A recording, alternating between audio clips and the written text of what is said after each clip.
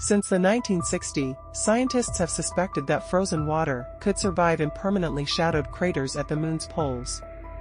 Both hydrogen and oxygen could be trapped within the lunar soil. So to find water on the moon, scientists are looking for indications of hydrogen using the Lunar Reconnaissance Orbiter's OMG neutron detector by observing the interaction of neutrons with the lunar soil. Wait a minute, why you don't subscribe our channels? Anyways, let's continue. Scientists can interpret how much hydrogen is likely to be present in order to make a detailed interpretation. However, LEN needs to observe a large number of neutrons, because LRO is constantly moving. LEN is never over one place long enough to count many neutrons.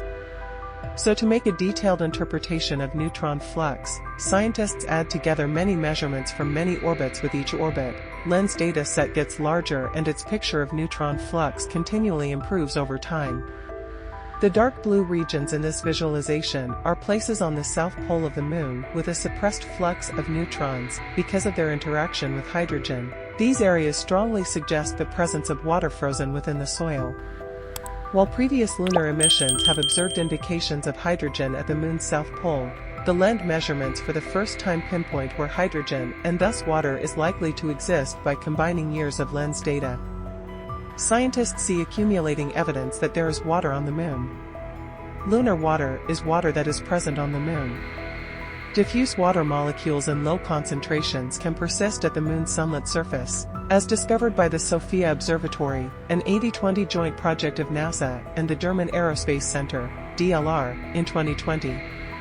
Gradually, water vapor is decomposed by sunlight, leaving hydrogen and oxygen lost to outer space. Scientists have found water ice in the cold, permanently shadowed craters at the moon's poles.